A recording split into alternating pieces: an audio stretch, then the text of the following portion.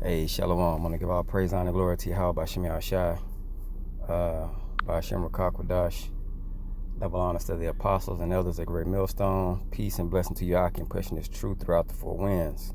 Okay, this is the second part to this video of,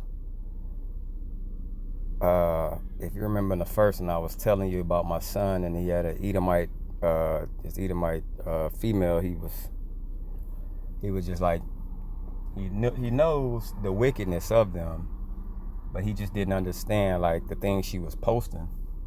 Okay, so you know what I'm saying, I explained to him how these people get out, and these things are basically from the beginning of time.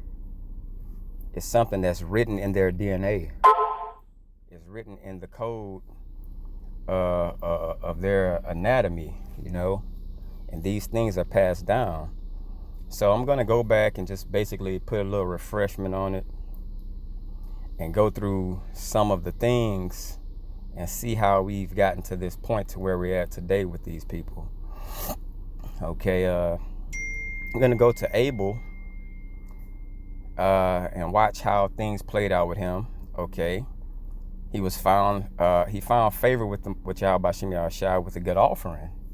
Okay, Cain brought forth a bad offering, which the Lord had no respect to. Okay, now Abel, he was murdered by Cain. Okay, now we need to look at these traits of Cain. Okay, he brought forth bad fruit. Okay, he became a murderer, a liar, a complainer, no accountability, cursed by Yahweh Shem Yahushua with skin disorder.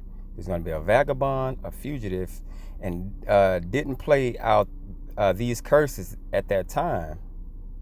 He was a man of outdoors. So these traits, because you have to understand that when the Lord set forth this curse, it was basically in the end times where you truly were going, well, you know what I'm saying, you're going to see who this person was and who he is today. This is a thing to identify who the wicked is. All right. Now, Cain and Abel died. Okay, Abel was murdered. The thing went through Seth. Okay, so it was Seth now. Now everybody died. Okay, now let's look at the reincarnation state. Us. Okay, Jacob. Name was changed to Israel. Okay, Jacob was born. He looked normal like everyone else.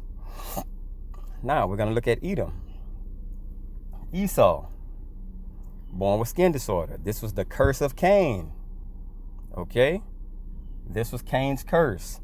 So when he was reincarnated to play out all of these curses and things that were supposed to come up on him, that he was cursed, that it was supposed to happen, now we're going to see them come into play.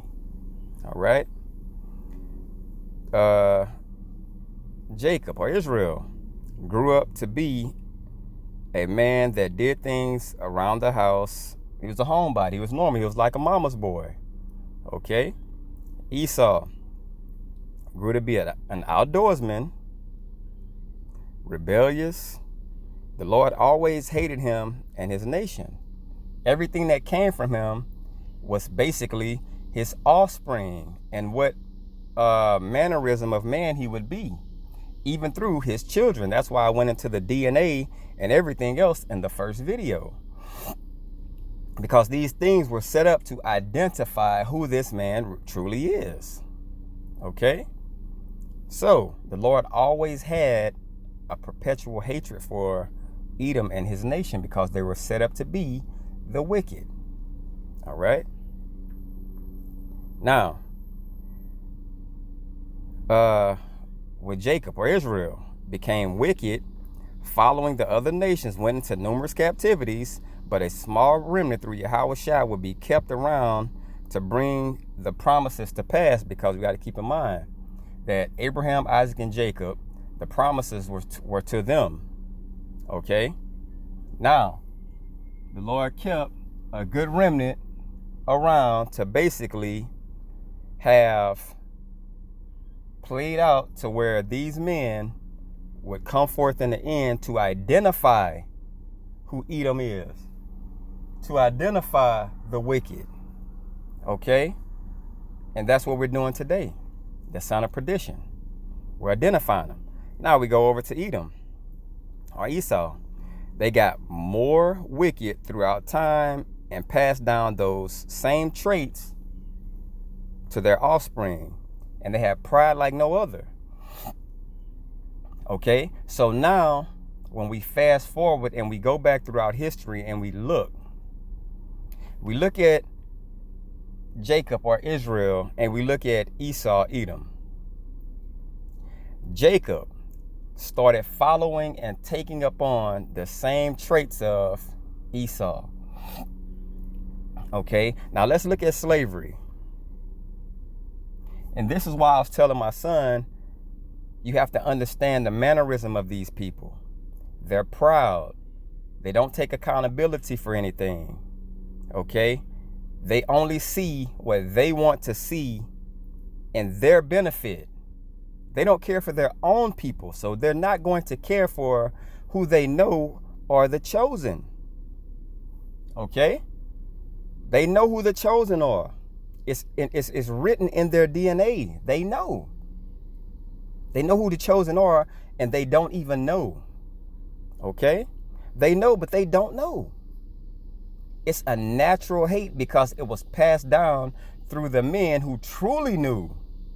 Okay? Just like we know. They know also, but they just don't know why they hate us the way they do. It's because that promise with Jacob and Esau, that hatred from Cain and Abel, okay, that same hatred now is played out. Okay, it's played out now. So now, by it being played out, they have a hatred, and it's written in their genetic makeup. So now they got these slaves over here from when we migrated because we were wicked. They have these slaves over here. They built up this country. The slaves built this country up. Esau, being wicked, had them build it all up. We're going to have them build it up. We're going to treat them like shit. We're going to constantly bash them, beat them down, tell them they're nothing. And we're going to watch this systematic mind state that we instill in them. We're going to break who they are as a people. We're going to watch these things play out. And throughout time, we're going to see just how we broke them. Break the mind, the body will follow. We're going to break their minds, and we're going to watch them also through DNA and genetics pass down anger, frustration, hate amongst each other. Keep in mind, these were all curses that will come upon us. Now they're playing out. That's why when these other nations, especially Edom, when they look at us, they're wondering, why are these people like that? Why are they constantly complaining? Okay? But when you go to Edom's side now, or Esau's side, this is what they've done. Raped, robbed, murdered. Okay? Now, and what they did was they passed down wealth. They passed down pride. They've passed down the power of the sword. Okay? All these things were passed down. So now they're in a place of comfort while we're still on the other side in a place of discomfort, still under the curses, still doing crazy things from what they've done way back since we got over here. It's a system that was set up to be against the children of Israel from Esau. So now, by them passing these things down and passing them down through generation, through generation, through generation, what we have is, with Esau, it's a place of comfort now. That's why they can freely say, well, go back to Africa. Why? Okay, they can say this because they've gotten everything they've needed from the Negro, Latino, and Native American, which are you Israelites. They've gotten everything they can say because it's built up now. Cotton, sugarcane, coal mining, all these things were built up. Now America looks at a place that everybody wants to be. Why so? Because it was at the hands of the slaves. Okay? So now they can say these words because pride is built with them now. Okay? Pride is built with them. While we're on the other side complaining about things, they're looking at us like, why are you complaining? You're in the greatest country ever. Because the system and everything that came down from slavery, they somehow don't want to be held accountable for. There's no accountability with them. Okay? So now when they shoot you down in the streets, it's, well, you do it to each other. It's no accountability. It's pride. But you have to understand, these things were passed down. All of these traits came from Cain. Then they went to Edom. And then the thing that made it all come into play. See, the Lord is a mastermind, bro. The way you have this movie set up is beautiful. Okay? So by him doing that, what happened was, now is that